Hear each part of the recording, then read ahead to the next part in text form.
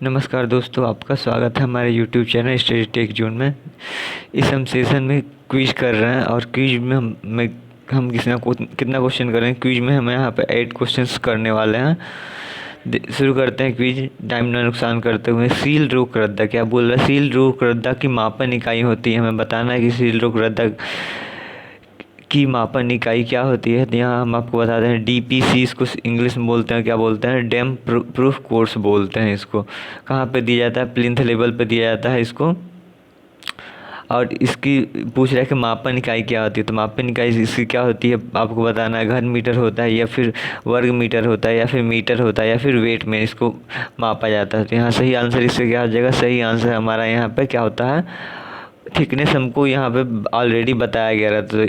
तो क्या हो जाएगा हमारे यहाँ पे? एरिया में हम इसको मापेंगे, एरिया में के हम रूप में इसको मेजरमेंट करेंगे। तो सही आंसर हमारा क्या हो जाएगा? सही आंसर बी हो गया। सही आंसर बी हो गया। यहाँ पर हम डिस्कशन ज़्यादा नहीं करेंगे, सीधा से हम क्वेश्चंस के आंसर बताएंगे। अपने आप को चेक करना है आपको कि आपको कितनी चीज़ें आ रही हैं। नेक्स्ट क्वेश्चन क्या है? निम्न में से कौन रोल्ड स्टील क्या है? रोलेड स्टील एंगल है, हमको बताना है। तो कौन हमारा इसमें रोलेड स्टील एंगल है बताना है। तो हमारे यहाँ सही आंसर क्या हो जाएगा? हमारे यहाँ सही आंसर क्या हो जाएगा? सही आंसर हमारा यहाँ पे डी हो जाएगा। ISA 50-50 Indian standard angle. और ये 50-50 क्या कहता है? इन दोनों का हमारा साइज शो करता है। इनके साइज दोनों अलग हो जाएंगे तो यहाँ 50-50 की जगह अलग हो सकता है। नेक्स्ट देखते हैं। नेक्स्ट पूछ रहा है कि नींव में चूना कंक्रीट की मापन किस में की जाती है? घन मीटर में की जाती है या फिर वर्ग मीटर में की जाती है, मीटर में की जाती है या फिर वेट में की जाती है? आपको बताना है। हमको पता होना चाहिए किसी भी टाइप का कंक्रीट है उसका हम मापन किस में करते हैं? सबका सेम हम करते हैं। तो आपको सही आंसर यहाँ पे क्या बनता है? यहाँ पे सही आंसर हमारा क्या बन जाता है?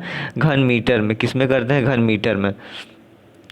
नेक्स्ट क्वेश्चन, नींव में मृदा का कार्य का परिमाण किस इकाई में ली जाती है? आपको बताना है इसमें कि जो नींव हम एक्सकेवेशन करते हैं, खुदाई करते हैं, तो उसकी हमको परिमाण किस में लिया जाता है? आपको आंसर बताना है।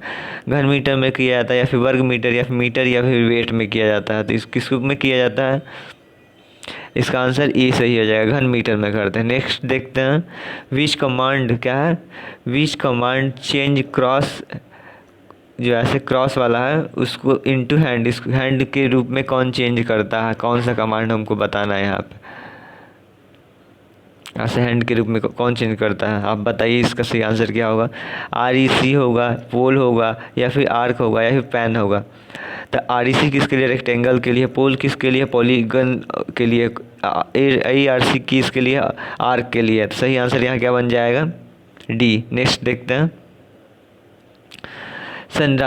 संरचनात्मक इस्पात अर्थात इस्पात जो स्ट्रक्चर स्टील है उसका अक्षीय टेंसाइल क्या है? अक्षीय तनन अनुगीय प्रतिबल हमको बताना है। यदि इस्पात का खंड का व्यास कितना दिया हुआ है? 25 मिलीमीटर दिया हुआ है। तो आपको बताना है क्या होगा? 144 न्यूटन mm² होगा या फिर 150 न्यूटन पर mm² होगा या फिर 138.9 पर mm² होगा या फिर डी हमारा 187.5 न्यूटन mm² हो जाएगा। आपको आंसर बताना है। तो यहाँ इसका सही आंसर क्या बनेगा आपको बताना है।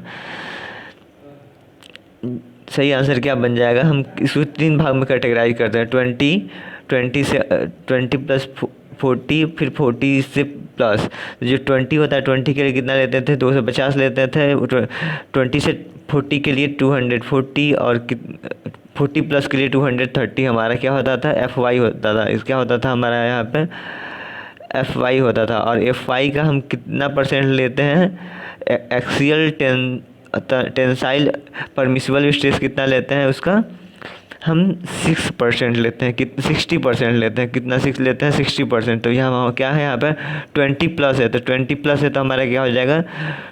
240 इंटू 60/100 हो जाएगा। ये हमारा आंसर हो जाएगा। तो 24 गुणे कितना क्या करेंगे? 6 करेंगे। कितना होता है? 144 हो जाएगा। सही आंसर हमारा ए बन जाएगा। नेक्स्ट क्वेश्चन देखते हैं।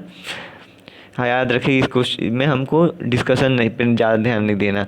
What is the meaning of the UCS in AutoCAD? AutoCAD में यूसीएस का फुल फॉर्म क्या होता है आपको बताना है।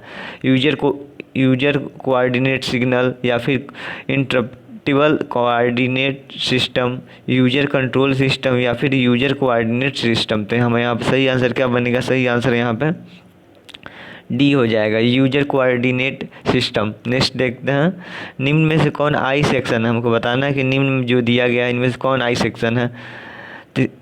रोल्ड स्टील बीम, या फिर रोल्ड स्टील चैनल सेक्शन, या फिर रोल्ड स्टील टी सेक्शन हमको। तो इसमें से आई सेक्शन किसको बोलते हैं? सही आंसर ए हो जाएगा, रोल्ड स्टील बीम सेक्शन को हम क्या बोलते हैं? आई सेक्शन भी बोलते हैं। क्वेश्चन ये आपके लिए है, आपको बताना है कि कमेंट बॉक्स में इसका आंसर देना है कि मलबे का मूल्य क्या है। मलबे का मूल्य, स्क्रैप वैल्यू, इसकी लागत होती है। मलबे का मूल्य जो लागत होता है, कॉस्ट होता है, उसका कितना % लेते हैं आपको बताना है। 10% लेते हैं, या फिर 15% लेते हैं, या फिर 20% लेते हैं, या 50 to 70% लेते हैं, आपको बताना है। धन्यवाद, आपका दिन शुभ। वीडियो अच्छा लगा तो लाइक कीजिए, हमारे चैनल को सब्सक्राइब कीजिए।